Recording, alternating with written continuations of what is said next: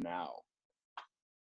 Okay, so we've got more people saying Atlanta, Toronto, Austin, New York City, Chicago, more Boston. My goodness, it literally is the entire city of Boston.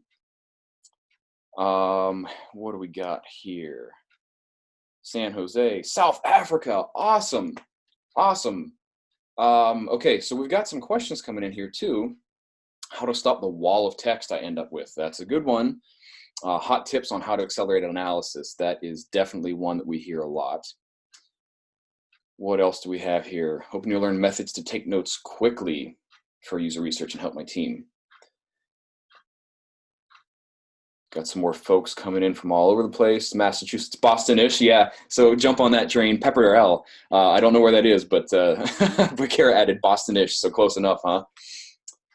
How to streamline my analysis is also something that Victor is looking to learn. California. Learn about what's the latest in note-taking and how to manage all these notes. We are definitely going to have some things talking about that. How to keep them organized and up to date through the project. Very good. Paris, all right, cool. We got some more from Europe as well.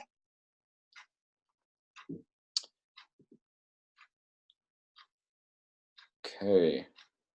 How to teach others and streamline note-taking in their organization. Very good. We've got another person coming in from Buffalo, New York. We'll wait just a couple more minutes. Again, we had a surge of people because we were starting right at 12:30. So for those of you who are joining just brand new, you'll see in the chat people are sort of throwing in where they're from. It's a lot of fun. Apparently the entire city of Boston is joining us today, as well as folks from around the world. And they're also adding in there what you're hoping to learn today from Bethany about how to take notes for user research. One of the things Dan says, he's been gathering and analyzing qualitative data the same way for 10 years in Excel, hoping to hear new ways other people like. I think we will certainly have some of that for you today. Hello from Chicago.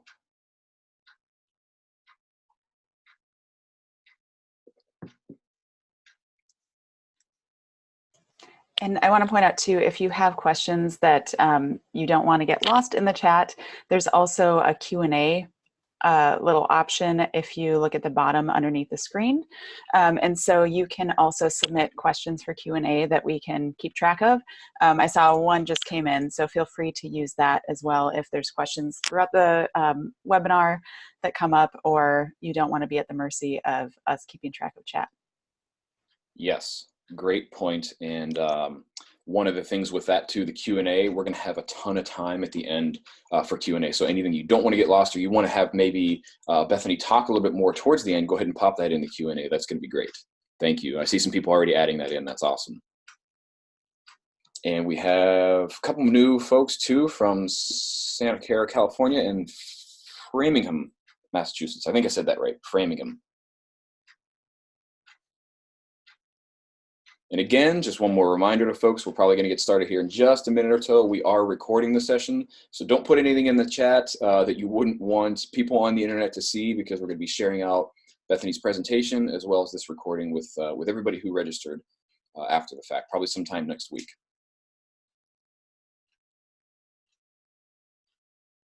It sounds like we've got a nice mix of people from all over the spectrum of experience too. So newbies, sounds like people have been doing it for 10+ years, just kind of looking for new ways.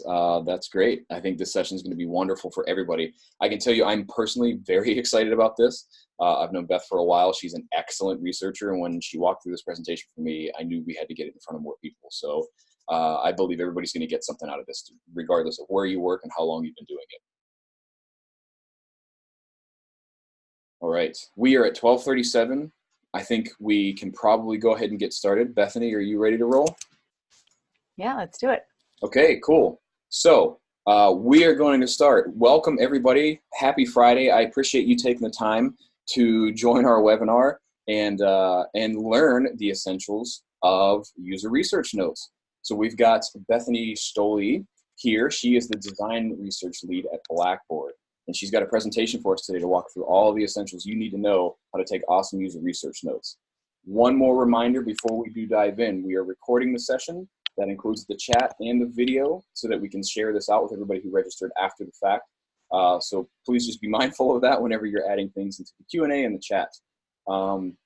Now, with that, if you have any questions that you would like to have answered and spend more time on after, go ahead and put that in the Q&A section, because then it won't get lost, and we're going to have a ton of time for Bethany and even myself to answer some questions at the end.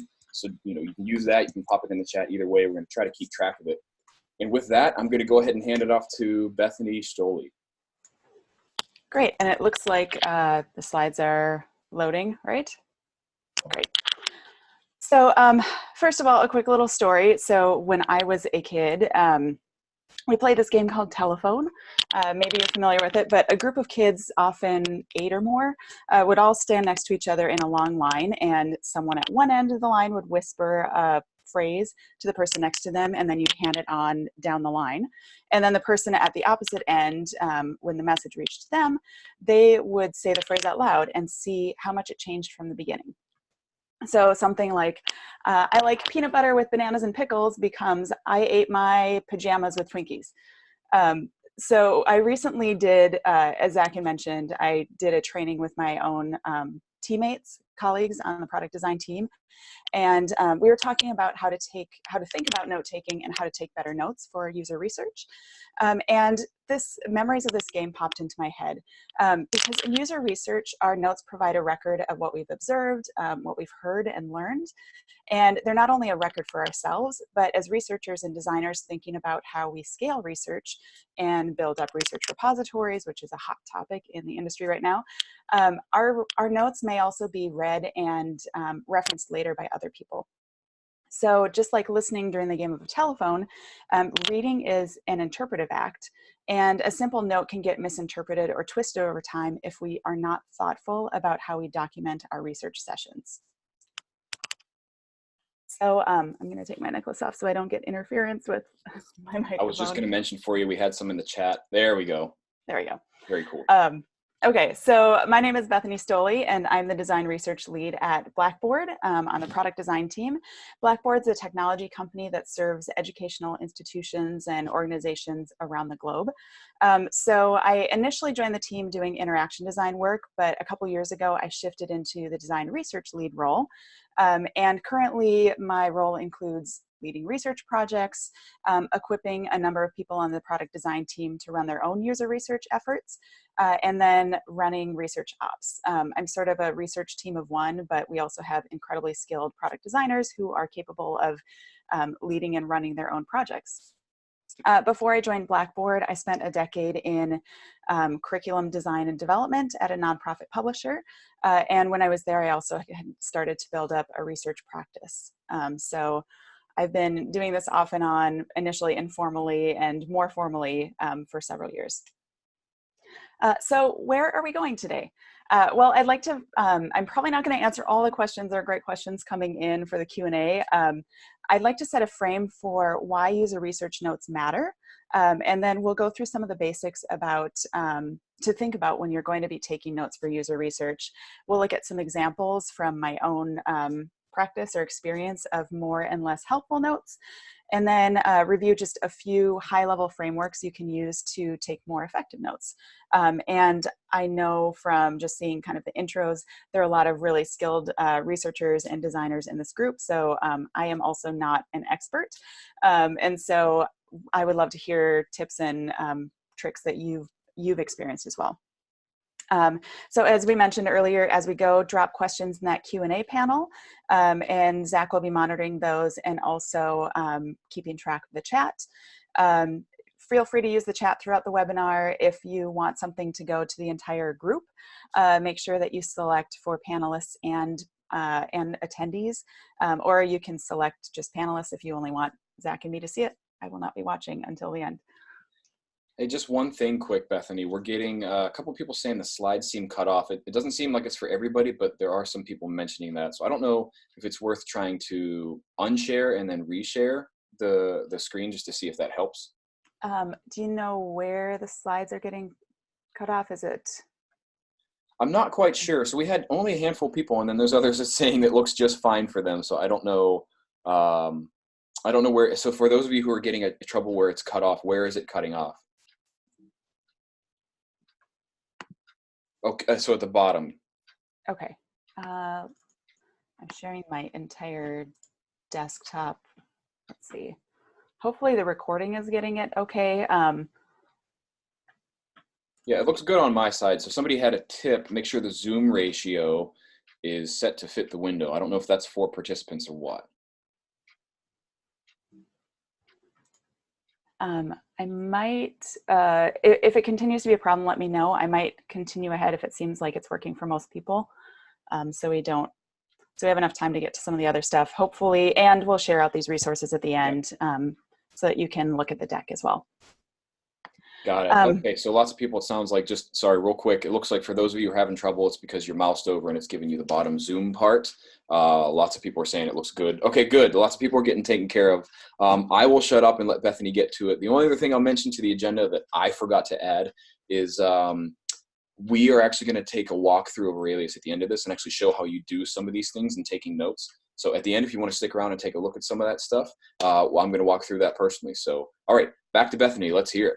Okay, and I'll do a really light touch to thinking about analysis and synthesis, but that might be another topic for another webinar because that's its own beast. And then, yeah, keep dropping your Q&A questions. So as we begin, I liked this quote from Tomo Sharon.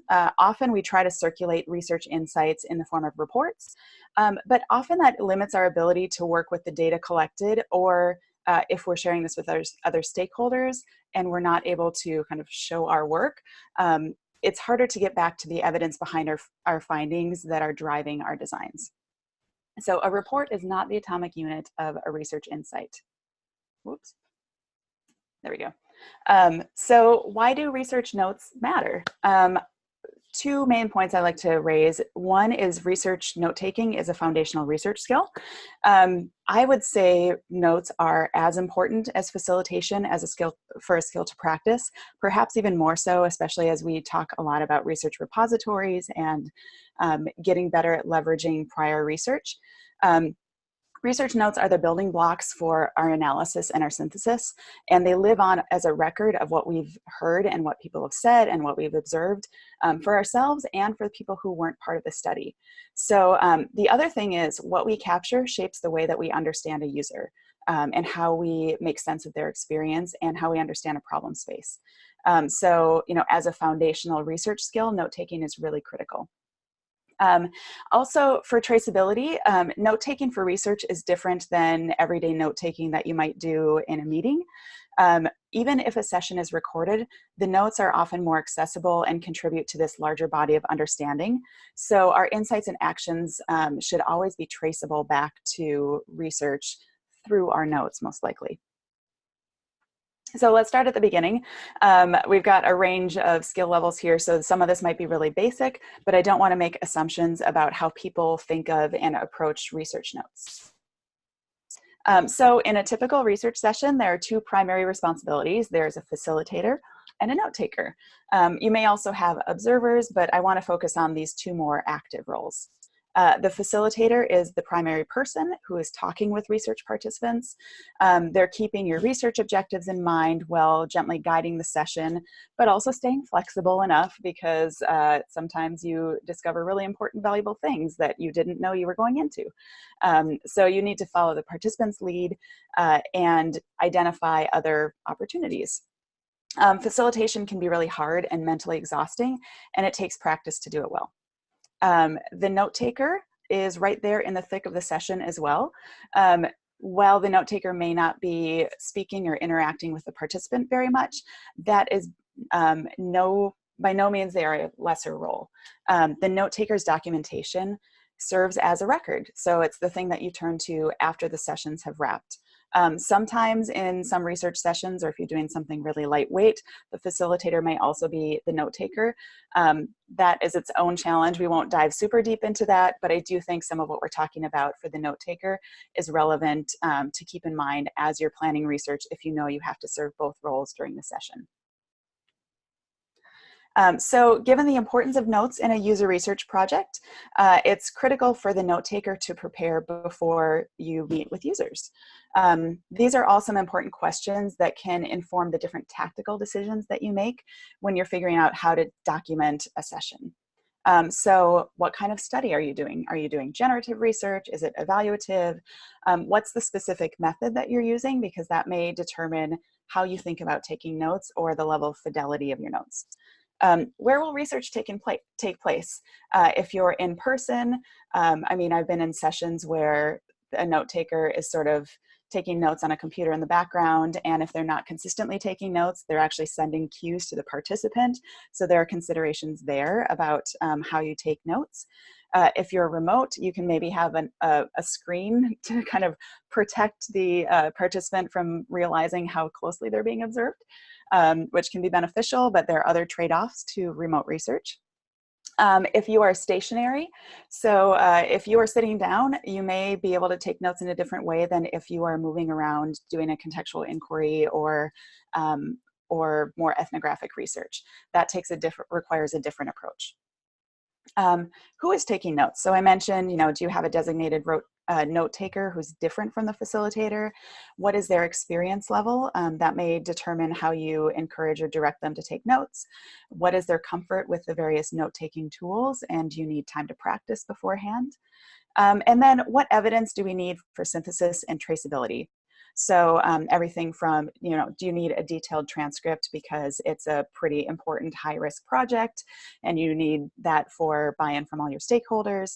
Are you wanting to capture just kind of the highlights? Are you trying to log measurements or task success and failure rates? So all of these are some good questions that can inform your tactical approach to note-taking. And I probably sound like a broken record, but notes aren't just a nice to have thing to make it look like we're listening to users. And they're more than a personal record of what happened. You have to be able to do something with these notes. So on our own product design team, we have different workflows with our notes depending on the project or the type of research we're doing. So if it's a remote unmoderated usability test, we may end up taking notes in the remote testing platform that are automatically timestamped, and then we export them and work with them either in Mural, sometimes if we want to move things around visually, or we bring them into an Aurelius project. Sometimes we'll print out notes if it's a different kind of study that we can manipulate in physical space, kind of the classic sticky notes on a giant board somewhere. But the really critical thing is to think about what we plan to do with the data so that we can make sure that we're collecting the right data in the first place, and in a format that'll make it easier for us to work with, because sometimes if you take it in one format and then don't anticipate synthesis or what you're going to do with them, you end up spending a lot of effort going back to cleanup or going back to recordings.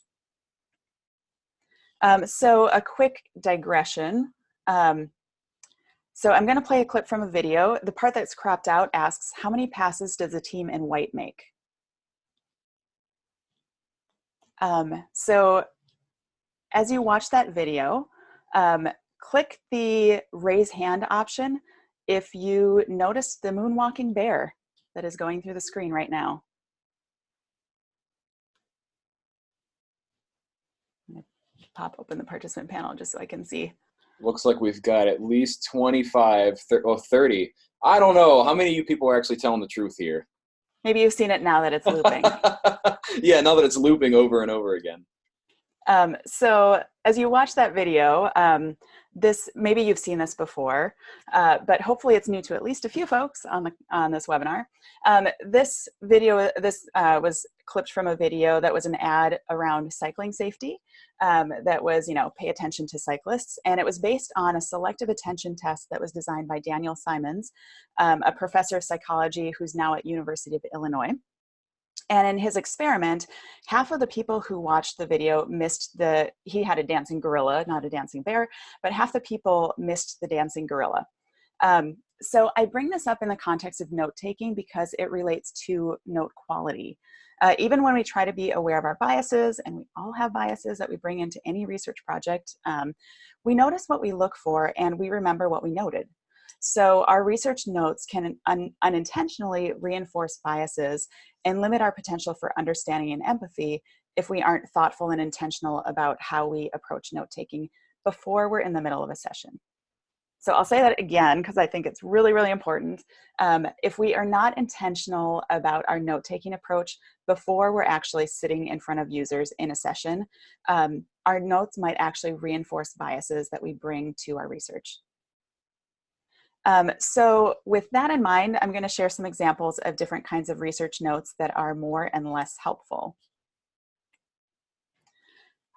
So on our team, I would say we're still kind of in the early stages of figuring out how we're using Aurelius, but we have been using Aurelius for a while for kind of our notes and part of our research repository strategy. And the goal is for all formal research projects to be documented in Aurelius so that over time we can start to notice trends across different projects as different team members come and go, or people move on to working on different features or product areas.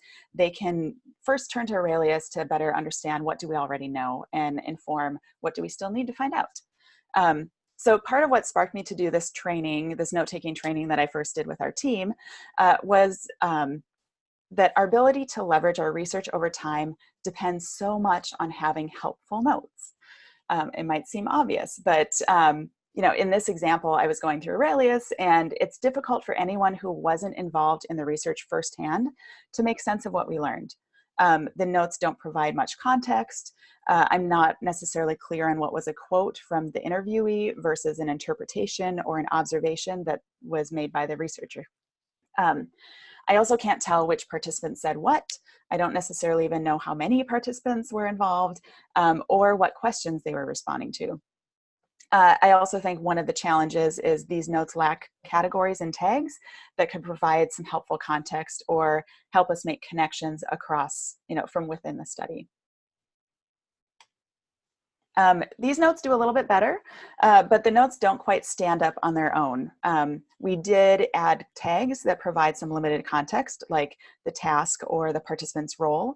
And the note taker documented different actions during the usability study, in addition to what participants said, like, oh, they clicked here, or here are the different selections that they made during this usability test. With some effort, I could do some triangulation where I could either sort these notes chronologically or kind of search for a particular note that I wanted to learn more about in our spreadsheet, and then triangulate that and follow the link to the video to get a more complete picture. But the notes alone don't quite deliver on kind of a standalone experience.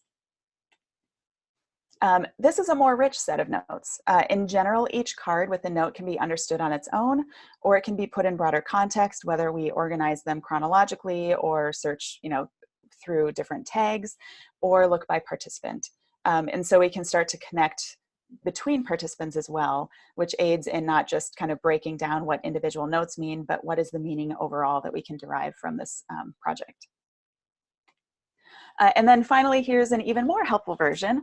The notes can be read and understood individually, so they're essentially, you know, standalone utterances or kind of moments from that research.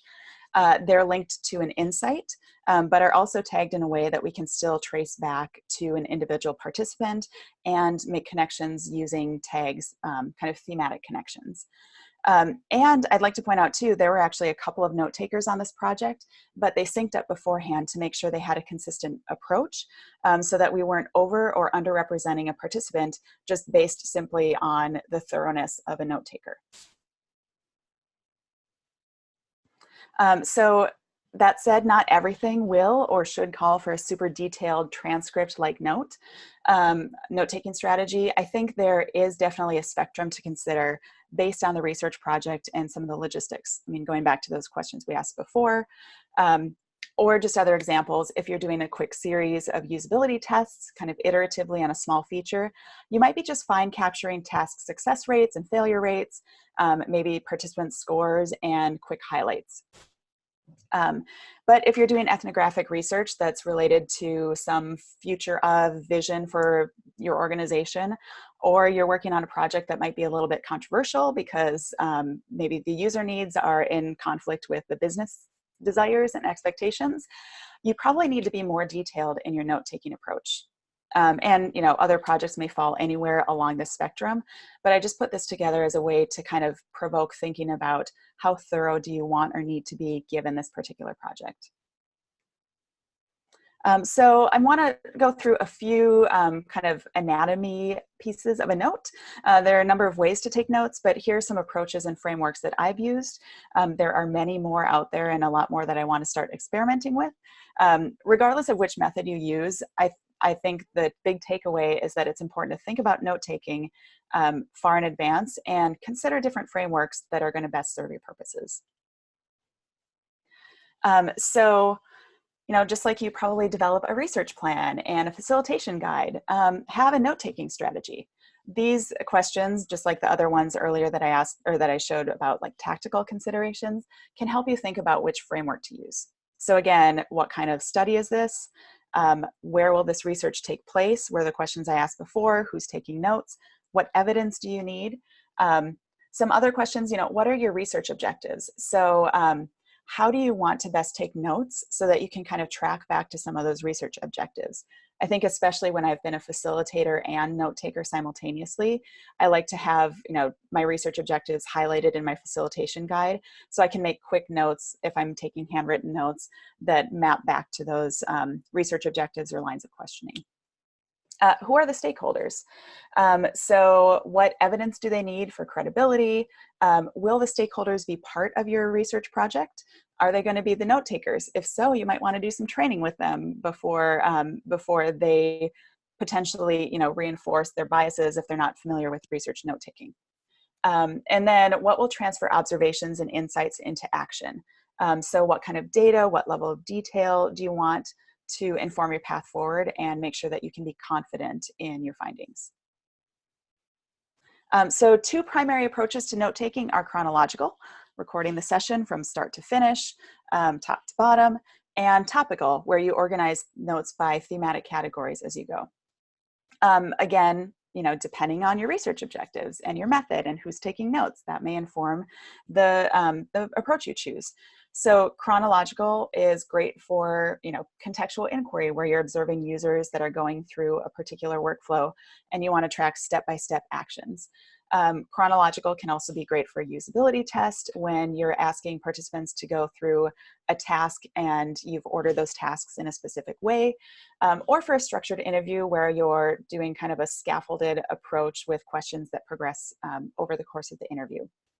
But let's say you're in a research session that includes multiple participants. I mean, sometimes I do end up running focus groups, even though it's not my preferred format, or, you know, workshops that are sort of research light. In those situations, you may actually, you know, chronological is a little tougher to do because topics tend to jump around more. So maybe you want to use more of a topical or an approach that better captures who the individuals are. Or if you're doing kind of a high-level product or feature conceptual evaluation, you may actually be more interested in doing kind of topical categorization. Or if you have multiple note takers, if you're, you know, lucky enough that a lot of stakeholders want to be involved and take notes, or you're doing, you know, kind of a behind the glass research experience with multiple people taking notes, it may make more sense to capture group notes topically rather than sequentially, because otherwise you have to reconcile notes from a number of note takers. Just as I have cues I tend to watch and listen for when I'm facilitating research, I try to pay attention to some of these things when I'm taking notes and make sure I'm differentiating between what I observe, what the participant says, and what I interpret or what I'm sort of projecting onto my notes. So capturing things like quotes and actions and frustrations, you know, knowledge gaps and wow moments, those give us richer data. You know, if we're not necessarily anthropologists and ethnographers, but you think about thick description and having really rich data that you can work with later in the design process. And just like you're thinking through your research objectives, it's valuable to start noticing keywords or themes or patterns because that can point to ways to organize your research as you're doing your analysis and synthesis, and can maybe sort of increase your speed to making sense of your research. So I'm quickly going to highlight a few tools I've used myself when I'm taking notes. Again, I mentioned there are far, far more out there, but if you find yourself always taking notes in a very specific way, consider trying a different approach if it's applicable for one of your upcoming research projects and see what happens.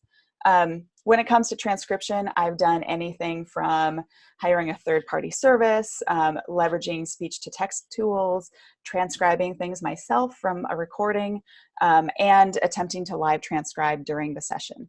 I tend to use this approach when I'm doing a generative research project where I want really rich, thick description, or research topics that are more contentious or ambiguous, where we may be more likely to go back to those notes repeatedly. Erring toward transcription can also be good for people who are newer to note-taking because it tilts them toward documenting statements and observations instead of layering in their own summaries or interpretations. So, just like facilitation skill takes time to develop, and make sure that you are kind of removing yourself as best you can to be the neutral facilitator. Similarly, if you don't have a lot of experience with note-taking, you can unintentionally skew your notes, so transcripts can help maybe reduce the risk of that. Another approach I've adapted was inspired by a feedback capture grid that both Stanford D School has in their bootleg, and the Interaction Design Foundation has a version of this as well. There are predetermined categories, so in this one I've set categories for positives, negatives, surprises, and breakdowns, and then I've also added in a space to quickly capture the bio information from the participant and key quotes. So this framework can make it quick for the note taker or even the facilitator to document a session, and this is more of that topical or thematic approach. We used this template a couple years ago when we were doing research at an event. So people would stop by our UX lab and participate in short 15-20 minutes evaluative sessions. So this was a quick way where the facilitator could capture notes while also facilitating. And then another observation framework that can work well for contextual inquiries or ethnographic research uses the mnemonic AEIOU. So this was created by Rick Robinson, who calls it a categorizing heuristic. The letters stand for activities, environments, interactions, objects, and users. So one benefit of this approach is that it tunes the note taker into documenting what they observe beyond what's spoken. So this approach can also be really useful if you have a team of people doing qualitative research and they're running separate sessions, so it's not the same person in every single research session, and you want to make sure different note takers are approaching their work through a similar lens. So all of that gets us to the sense-making stage.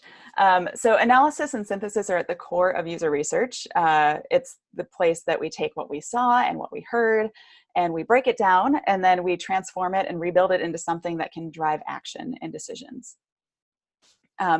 So, analysis is the breaking down and understanding individual parts of a problem.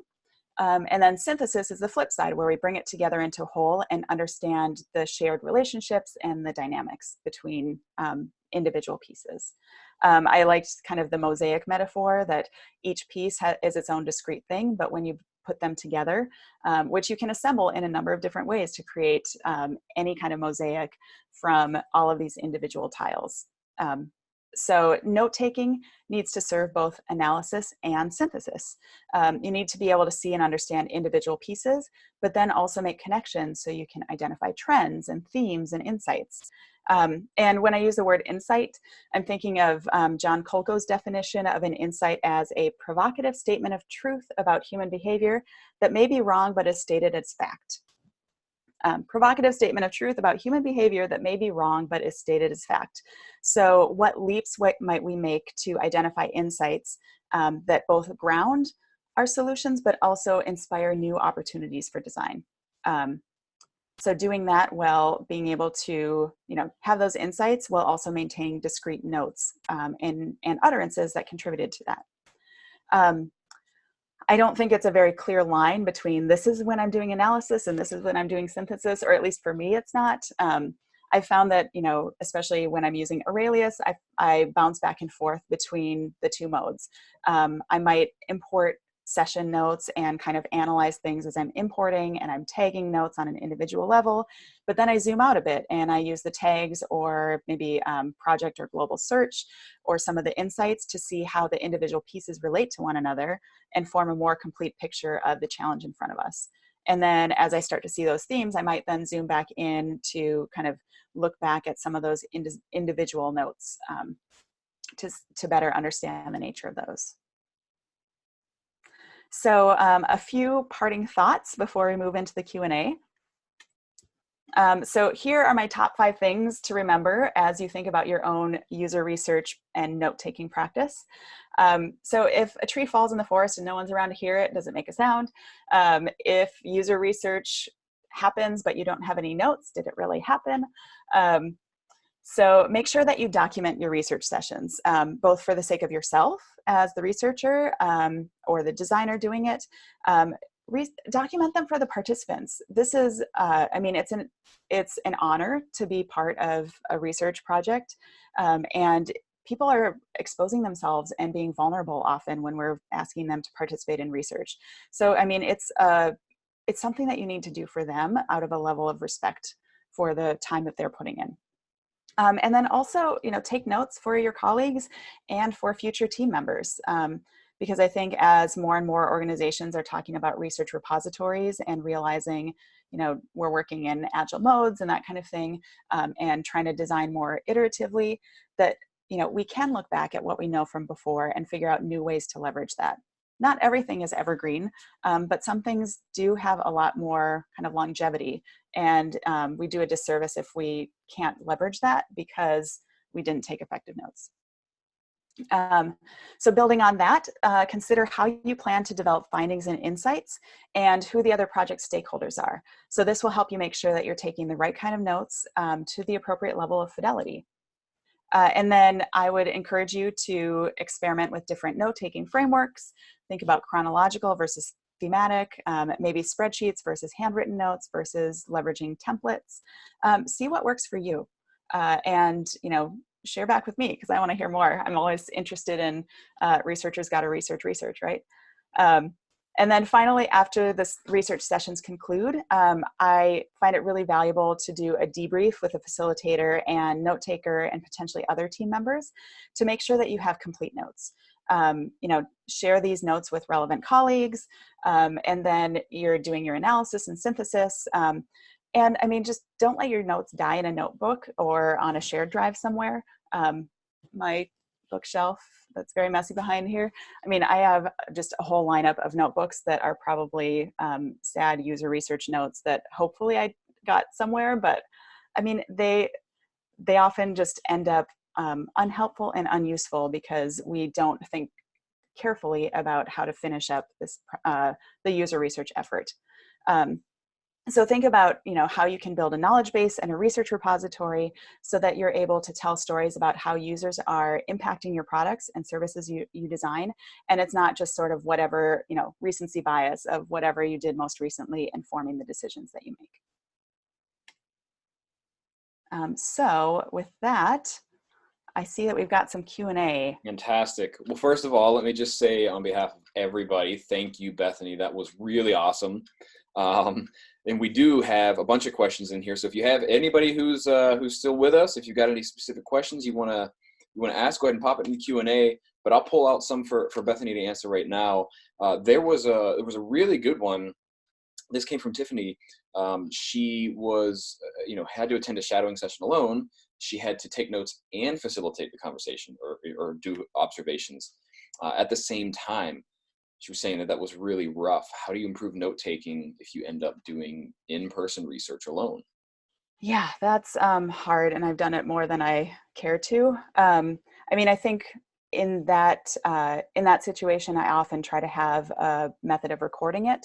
So whether I'm using an app on my phone, I haven't experimented a ton with Otter.ai. I've started to a little bit. I haven't used it a ton just because I have some questions yet on kind of privacy and GDPR compliance and all of that. But, get yourself a $40 recorder or use a recording app on your phone. And then, figure out if there's a way that you can, at the very least, capture the highlights and know where you want to dig in more into those recordings if you can't transcribe the full thing, or see if you do have an option for transcription so that you can use that kind of in parallel. When I was in design school, my professors and mentors really pushed designers transcribing, which I know probably isn't popular or common. But the value in that they really pushed, even though you're spending, 4 hours transcribing every 1 hour of research, it's really valuable because then you have the voices of your participants ringing in your head. It also helps you become a better facilitator and a better note taker because you're analyzing your research methods and skills as you're listening to that session again. So I would just say, quickly, kind of high level, try to record those sessions if you don't have a backup separate note taker, especially if you're doing in person.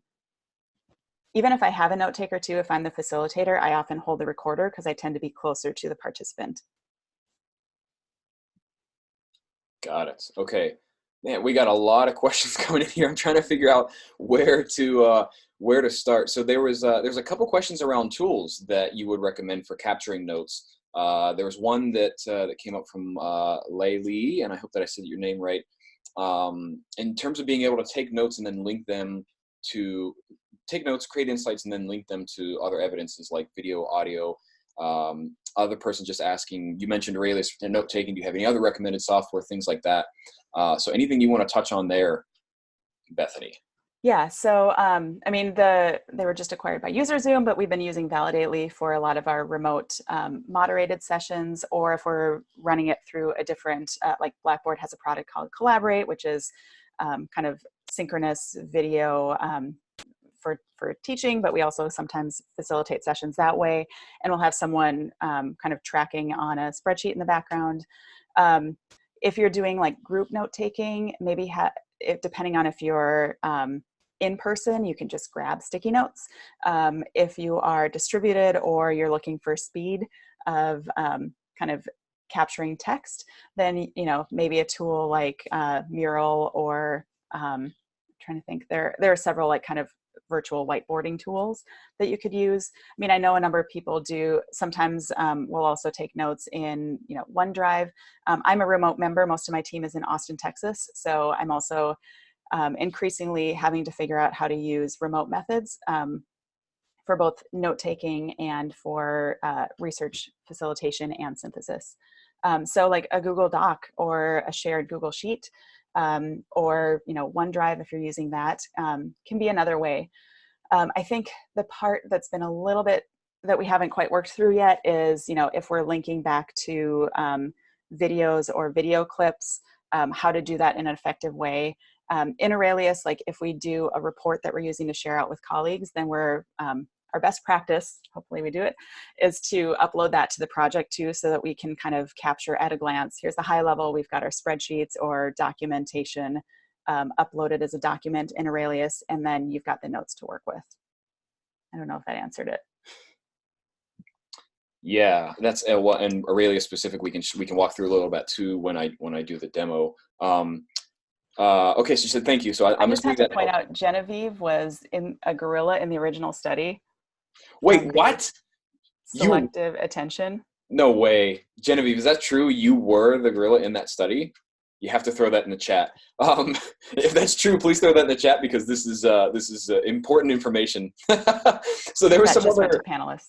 There's some other questions. There's a theme here. A couple questions that came through. What are you recommended note-taking tactics that are helping you build an insight repository, or what are good tips to really start helping you build that up? And we get that question a lot too at Aurelius, specifically because that's what we do, and people just kind of what are your best tips for like building this bottom up sort of approach to a library or repository?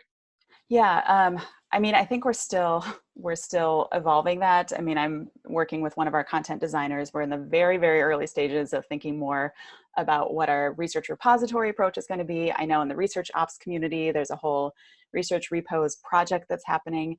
So I think everyone is talking about this right now.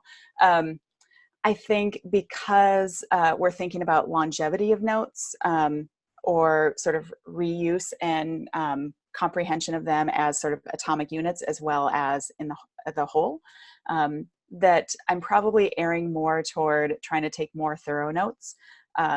that can, but also making sure that we're keeping them kind of, when we're importing, for example, into Aurelius, keeping them as utterances, as opposed to, some of the early ones we had like a lot of line breaks, and it didn't translate particularly well.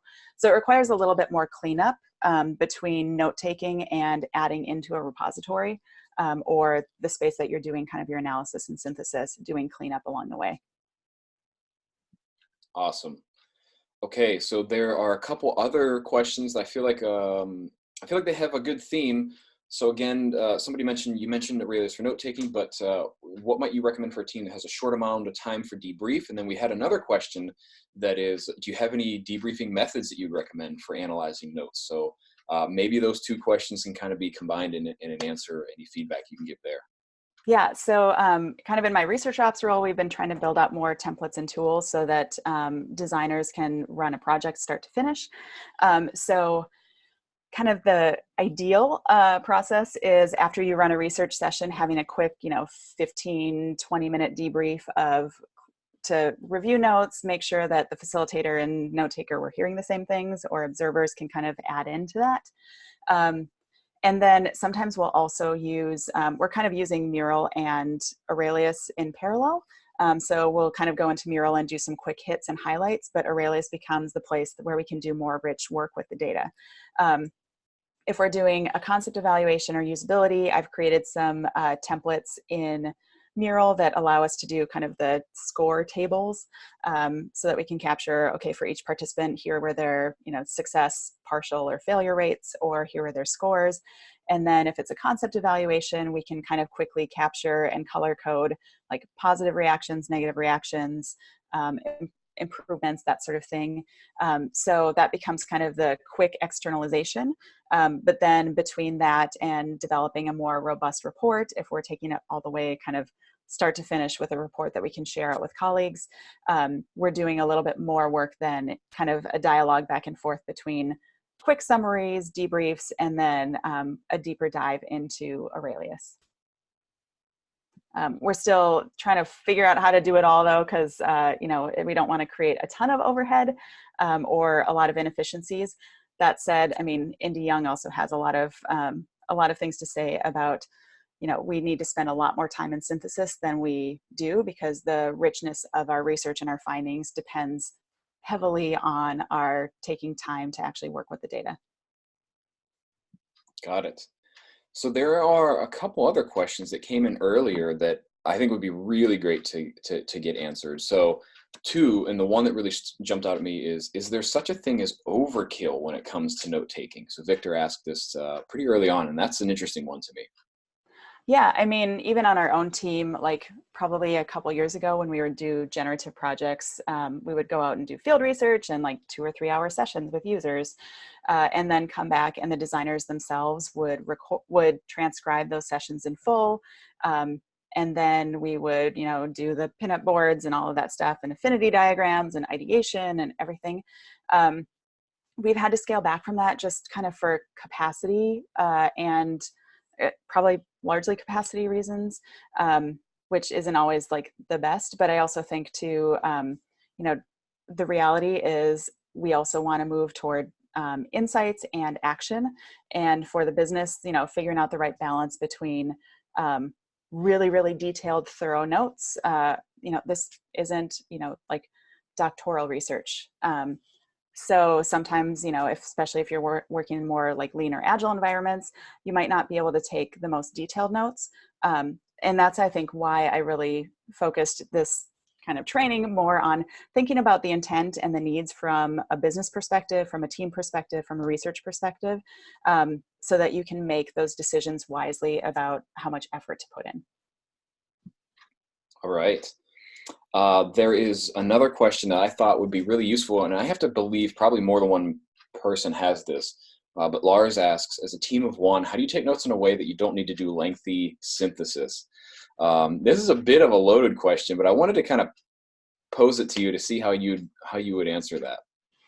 I mean, I think ideally I would have more time to do more lengthy synthesis, because I think, especially for like really rich generative work or kind of the foundational stuff, at the same time we need to, make sure that we can share those insights and also prove the value of research. I think it was probably in the research ops community, like there are design researchers, but there are also a lot of people who do research. So I think where you can, even if you're a research team of one, figure out where you have other partners in the organization. Because I think the biggest challenge with the research team of one or a researcher, a designer doing research in isolation, is that you can get into a bubble and it can become really time consuming. So figure out if you have other, colleagues or kind of advocates or beneficiaries of the research who can be your partners in that project. Right on. So I think let's take one more question to answer from Bethany, and then we can get into the walkthrough from Aurelius. But the one that I want is the most recent. And the person asks, how do you advocate for spending resources on note-taking? I think it's, if we understand that note-taking is a fundamental skill for research, then I think it's easier to make that argument. I also think, if you're on a team that has any sort of transition or turnover, the notes are the things that can provide consistency for your team and help contribute to, like, these are our values or our design pillars. So, just as people are talking, just as designers are making a lot of moves toward design language systems and thinking about how you leverage components, I think we could probably make a similar argument about needing to really invest in effective note-taking and tools that can support note-taking and synthesis and sense-making. All right, awesome.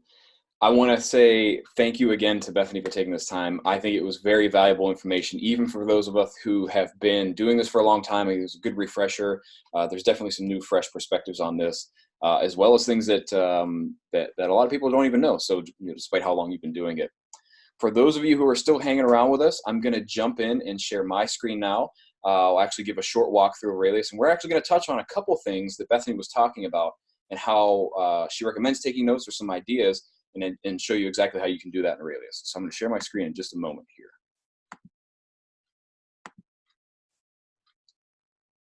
All right, so I'm sharing it now, and hopefully everybody can see it. If somebody can go ahead and pop in the chat and let me know that you can see my screen, that would be very helpful. I'll just say I can see your screen. Okay, cool. Very good. All right. Well, then I'll go ahead and dive in. I've actually signed into my own instance of Aurelius here. So you're going to see some other demo data. You're also going to see some of our personal stuff in Aurelius. But we were talking a lot about projects. So let's go ahead and dive into a sample project here. And as Bethany was talking about, specific to notes taking, let's go to the Notes tab and the categories that we use in Aurelius. So there's a couple different things here. Using categories in Aurelius can be used in a number of ways that even Bethany was talking about. So here, we've got some examples like by participants. So if you are doing that more verbatim transcript type note-taking, you can do that here in Aurelius. You can also use it, categories, as themes. So if you had, a theme around creating reports, something like that, and that was a theme that you knew you were going to be taking your notes by, you can set up categories to do that. Now in Aurelius, because notes are such a fundamental piece of research, there's a couple different ways you can actually get them in. And so the first one is that we can be taking all our notes right here in Aurelius. And this is useful because, as Bethany mentioned, she's part of a distributed team, and we're even doing a webinar across the world here. We can actually all be in here taking our notes together in real time and tagging them. So we can just say that maybe this is tags interview 5 and creating reports as an example. So the first way you can get notes into Aurelius is very much as your note-taking tool. That's personally how I use it when I do research. Now the other way that I want to show you is something that's called our bulk input feature. So this is by far one of our most popular features. And I don't know if you can see this part of my screen, but all I'm doing is I copied and pasted notes from a different place. Right, so let's say you took your notes in a text file or a Google Doc or a spreadsheet, whatever you're comfortable with, or you just have past research that you want to get in. All I did was copied and pasted that, and we can tag this also as interview 5. But now when I click Save Note, Aurelius asks if I want one big note or 28 separate notes.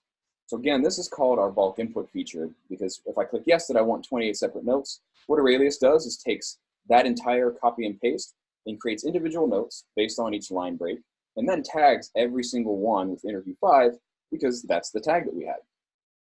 So very quickly, if you've got research notes from somewhere else or past studies, you can get them right here into Aurelius. And then you can even have a number of different options on how you view that. If you prefer a more traditional document type view, you can switch to the list. You can switch from chronological or newest first. You got some flexibility there. The other thing that I want to show you too is we didn't touch on too deeply, but even analysis and synthesis, right? So there's a number of ways you can do this once you've got your notes in your Aurelius project. And this is relevant too, because the point Bethany made about taking notes and thinking about synthesis, thinking about where these are going to end up as you go. So right here, if we knew that we heard a lot of notes, let's just say about reports, well, if you notice, I can use our search right here, and it tells me I have 7 notes across all of our categories that are about creating reports, where I can go in there and then very quickly select them and add the tag, creating reports. So what this is doing is it's creating some of those themes and groups and patterns that we want to spend time analyzing later. And this really speeds that up, where we don't have to go through our spreadsheet or a bunch of Word docs or anything like that after the fact. If you're taking those notes and tagging them, even in real time as you collect them, it dramatically cuts down some of your analysis time. And the next thing I want to show you then is our project tags page. And when you go here, what this is showing us is all of the tags we're using on this particular Aurelius project. And this is by far our most powerful place where you can actually do your research, analysis, and sense making, as to where we can very quickly click on and see everything we've learned from interview 2. From there, there's a number of things we can do. We can say interview 2, and let's just see, creating reports. And it's going to show us everything that we have tagged on this project as creating reports in interview 2. And we can even switch that to say it has to include all of our selected tags to get very specific down to only these 15 notes.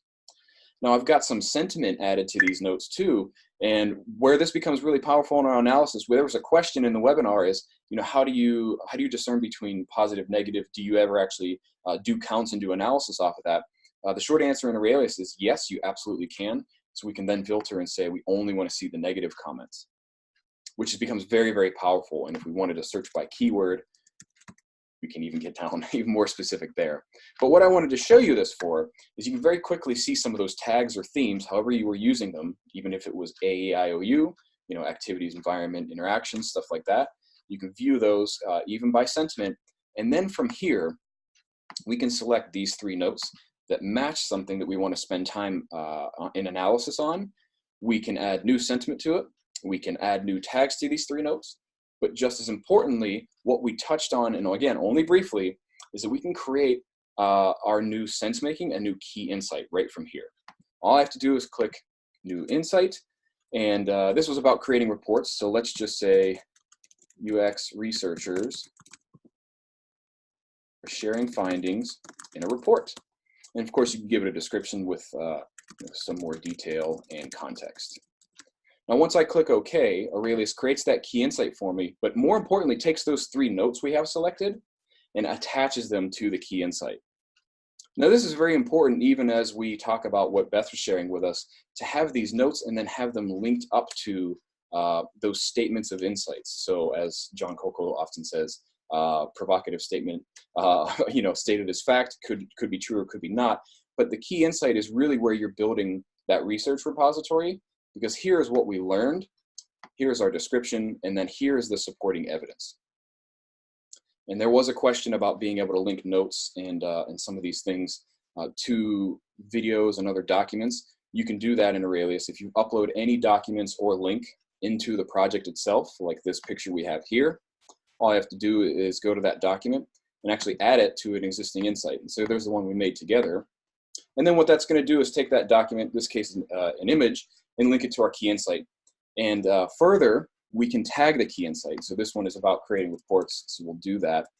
And this is great now because, again, if you're doing this and you're working in Aurelius, it is automatically building that research repository for you because you're capturing those insights. It can now be found by search and any keyword in the name, or tags, and it's got all of the supporting data right here for you. A searchable, shareable repository, list of all the key insights, even across multiple projects. And I can see that we are right up to time, so I'm going to stop sharing my screen. And there's a bunch of stuff in the chat. And I appreciate those of you who stuck around to take a look at Aurelius. There's a whole lot more we can do in there. I hope everybody got something out of this webinar. Again, I want to say thank you to Bethany. If anybody has any questions whatsoever, feel free to email me directly, and we'll try to get those answered. Also, keep an eye out on your email. Probably sometime next week, what we're going to do is share the recording and the slides to everything we had in this webinar. So any parting thoughts, Bethany, you want to share before we go ahead and end it? No, thank you so much for the opportunity. I know there were a number of questions in the Q&A, but if you have other questions, I shared my Twitter handle, Bethany Stolle, BETHANYSTOLLE. So feel free to find me there or on LinkedIn. And hopefully we can make sure that these resources are shared with you so they're helpful in the future. All right. Again, thank you, everybody. Happy Friday. Have a great weekend, and you will be hearing from us all soon. Take care.